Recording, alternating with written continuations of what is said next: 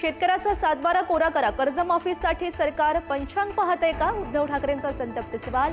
तर हेक्टरी 50,000 रुपयांची नुकसान भरपाई द्या, ठाकरेंची मागणी. लातूर आणि धाराशिवमध्ये नुकसानग्रस्त भागाची ठाकरेंकडून पाहणी. बँकेच्या नोटिसा आल्या असतील तर मुख्यमंत्र्यांना पाठवून द्या, मुख्यमंत्र्यांना सांगू हे पैसे तुम्ही भरा, पण तुम्ही खचून जाऊ नका, उद्धव ठाकरेंचं शेतकऱ्यांना आवाहन.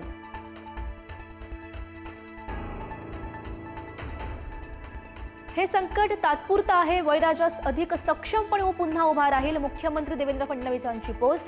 शासन शेतकऱ्यांच्या पाठीशी खंबीरपणे उभे, आधारासाठी हात आखडता घेणार नाही, फडणवीसांचं आश्वासन.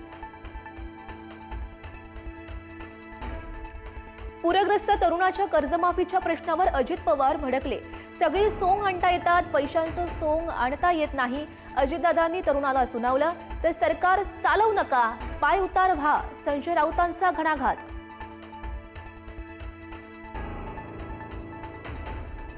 बळीराजाला महायुती सरकारनं वाऱ्यावर सोडलं, काँग्रेस नेते विजय वडेट्टीवार यांचं टीकास्त्र. तर शेतकऱ्यांना मदत करताना हात आखडता घेणार नाही, त्यांना पुन्हा उभं करू, उपमुख्यमंत्री एकनाथ शिंदेंचं आश्वासन.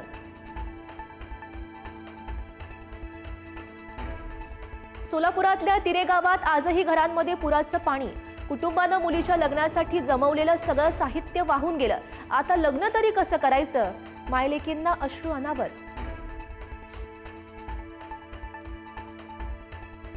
पंचनामे करण्यासाठी आलेल्या अधिकाऱ्यांना शेतकऱ्यांनी खडसावलं.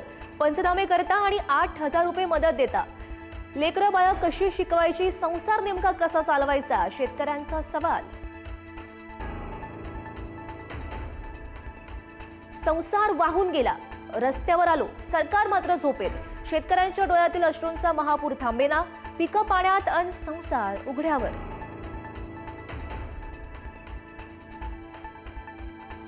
सोलापुरातल्या मोहोळ तालुक्यातील तरट गावात शेकडो एकर शेती पाण्याखाली. कांदा, डाळिंब, सोयाबीन, तूर पिकं पूर्णपणे पाण्याखाली.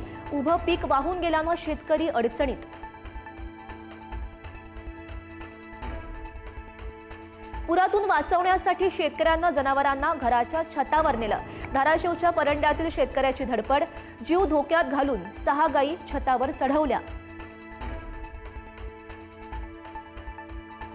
सोलापूर विजापूर राष्ट्रीय महामार्गाला नदीचं स्वरूप. सीना नदीला आलेल्या महापुरामुळे महामार्गावरची वाहतूक पूर्णपणे बंद.